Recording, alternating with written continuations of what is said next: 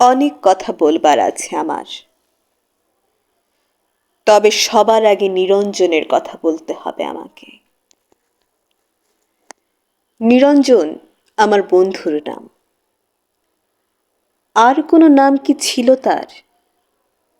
আমি জানতাম না। ওর একজন বান্ধবী ছিল, অবশ্য কিছুদিনের জন্যে। সে তাকে প্রীতম বলে ডাকত। ওর বান্ধবীর নাম ছিল জয়লতা। নিরঞ্জন জয়লতা সম্পর্কে আমাকে তেমন কিছুই বলেনি। জয়লতাকে কখনো কোনো চিঠি লিখেছিল কিনা সে কথাও আমাকে বলেনি। তবে জয়লতার চিঠি আমি দেখেছি। একটা চিঠি ছিল এরকম: প্রীতম, সময় গড়িয়ে যাচ্ছে।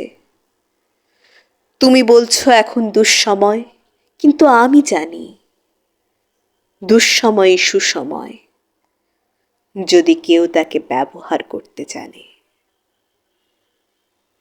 আমি জানি বেশি দিন নেই, যদি পারো এক্ষুনি তুলে নাও, নইলে অন্য পুরুষের ছিবড়ে খাবে আমাকে।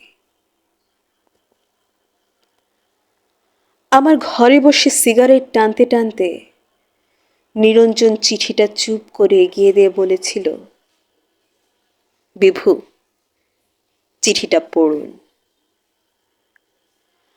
আমি প্রথমে পড়তে চাইনি, পরে ওইটুকু পড়ে তার দিকে তাকিয়ে দেখেছিলাম, না, ওই সিগারেটের ধোঁয়ায় আমি কোনো নারী প্রেমতাড়িত মানুষের ছায়া দেখিনি। কিছু বলছেন না যে? আমি জিজ্ঞাসা করেছিলাম। কি বলবো? এই ব্যাপারে? কোন ব্যাপারে? এই যে জয়লতা? বাদ দিন। আমি বাদ দিয়েছিলাম। নিরঞ্জন আমার ঘরে বসে অনেকক্ষণ সিগারেট টেনে টেনে আমার ঘরটাকে অন্ধকার করে দিয়ে চলে গিয়েছিল সেদিন। জয়লতার সঙ্গে অন্য পুরুষের বিয়ে হয়েছিল। আমি জয়লতা এবং সে অন্য পুরুষটিকে দেখেছি বহুবার। জয়লতা আরো দেমাগী, আরো সুন্দরী হয়ে উঠেছিল। অন্য পুরুষের ছিবড়ে খেলে মেয়েরা বুঝি আরো সুন্দরী হতে থাকে।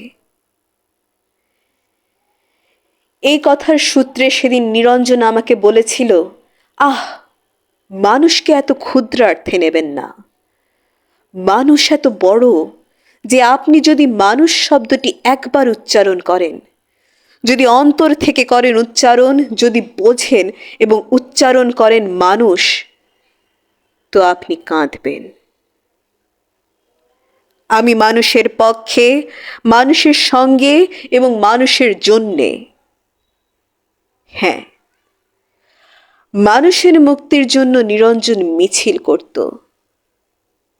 আমি শুনেছি নিরঞ্জন বলছে, তুমি দুষ্কৃতী মারো, গেরিল তামিল মারো, হিন্দু মুসলমান মারো, এভাবে যখন যেখানে যাকেই মারো না কেন, ইতিহাস লিখবে যে এত মানুষ মরেছে।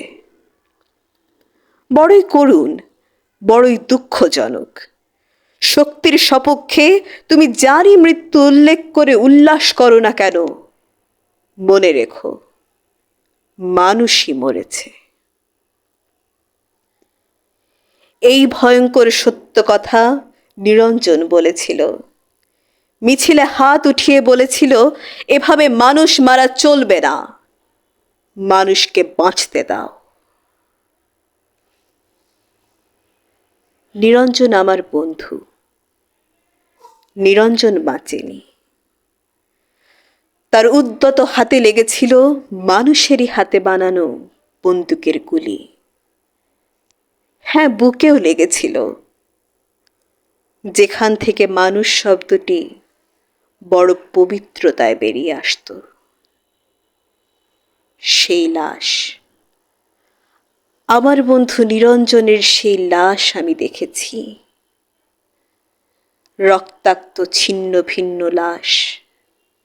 মানুষই কাঁধে করে তাকে বয়ে এনেছিল মানুষেরই কাছে। জয়লতা সে লাশ দেখেছিল কিনা সে প্রশ্ন উঠছে না। দেখলেও যদি কেঁদে থাকে প্রকাশ্যে অথবা গোপনে, তাতে নিরঞ্জনের কোনো লাভ হয়নি। মানুষ কেঁদেছিল, আমি জানি, তাতে নিরঞ্জনের লাভ ছিল। নিরঞ্জন প্রমাণ করতে পেরেছিল গতকাল মিছিলে আইন অমান্যের অভিযোগে যে দুষ্কৃতিকারী মারা গেছে তার নাম নিরঞ্জন। সে আসলে মানুষ।